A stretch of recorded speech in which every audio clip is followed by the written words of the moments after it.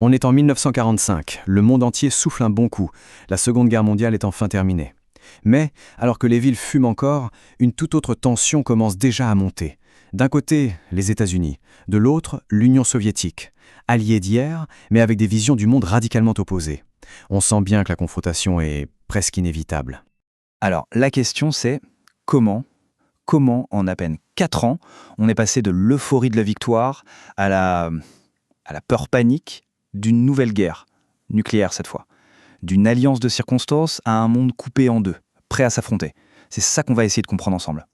Pour comprendre, il faut revenir juste à la fin de la guerre, parce que les premières fissures, elles apparaissent presque tout de suite.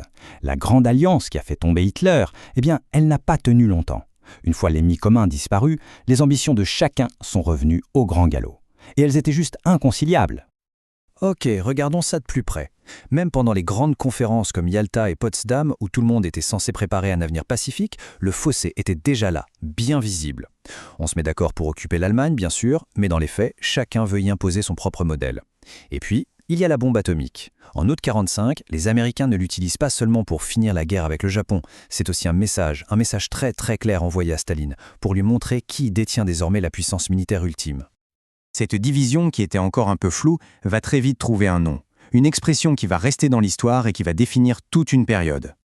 Quelle formule! C'est Winston Churchill qui la prononce dans un discours aux États-Unis. Il n'est plus Premier ministre à ce moment-là, mais ces mots ont un poids énorme. Un rideau de fer, l'image est si puissante qu'elle s'impose immédiatement. D'un coup, tout le monde visualise cette coupure nette qui traverse le continent. Churchill vient de donner un nom à la guerre froide. Attention, en 1946, ce rideau n'est pas encore un mur de béton, C'est une image, mais une image qui décrit parfaitement ce qui est en train de se passer.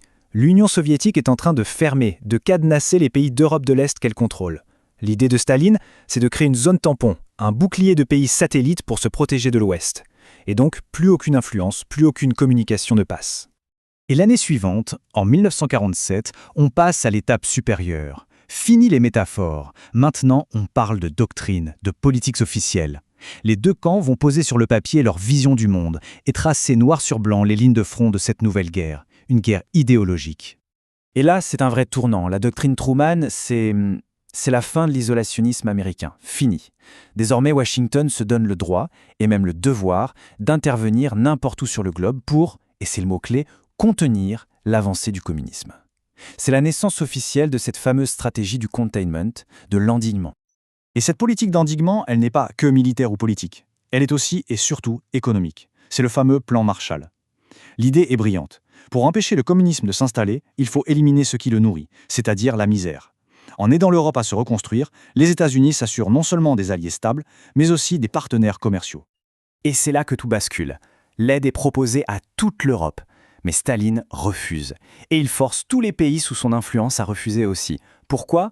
Parce qu'il voit ça comme une manœuvre américaine pour s'ingérer dans ses affaires, un impérialisme du dollar. Ce refus, il va graver dans le marbre la division économique du continent. Et la réponse de Moscou ne se fait pas attendre. C'est la doctrine Jdanov.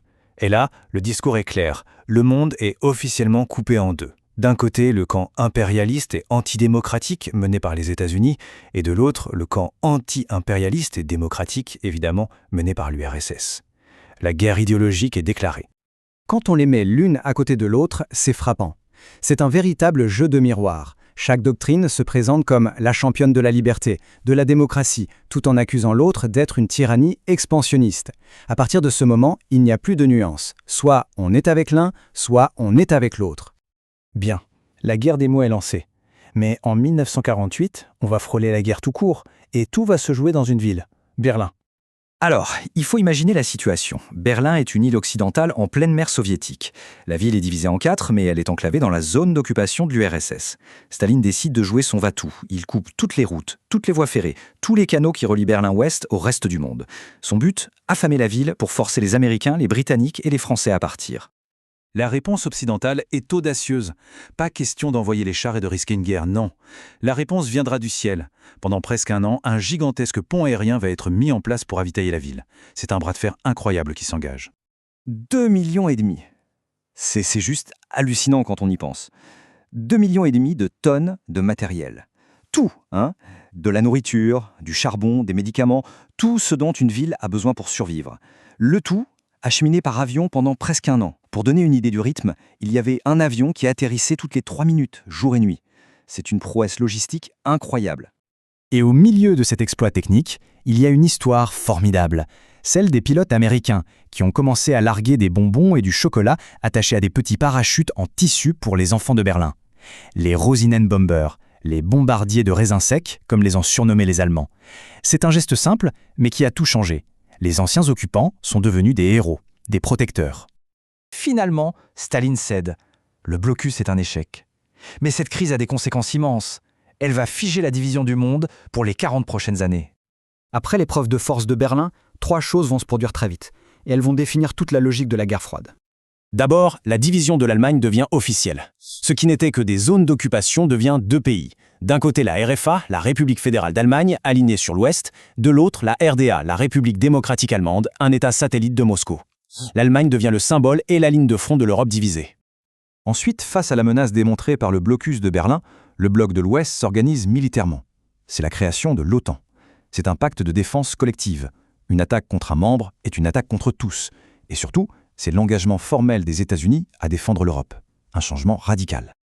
Et enfin, le coup de tonnerre. En août 1949, on apprend que les Soviétiques ont fait exploser leur propre bombe atomique. C'est la fin du monopole américain. Désormais, les 2 superpuissances ont l'arme de l'apocalypse. Toute guerre directe devient impensable, car elle mènerait à une destruction mutuelle assurée. Évidemment, cette guerre des blocs, c'est aussi une guerre des esprits. La propagande tourne à plein régime des 2 côtés. Des objets du quotidien, comme ce buvard qu'on donnait aux écoliers, sont utilisés pour vanter les mérites de son propre camp. Ici, le plan Marshall est présenté comme un plan de paix et de prospérité, une main tendue, bien sûr sans mentionner l'objectif d'endiguement du communisme. Voilà où on en est en 1949. L'échiquier mondial est en place. Les 2 camps sont clairement définis, armés, et se regardent en chien de faïence. La grande question qui va hanter la planète pendant des décennies est posée. Cette guerre, pour l'instant froide, peut-elle le rester, ou est-ce que le monde court tout droit vers une 3e guerre mondiale ?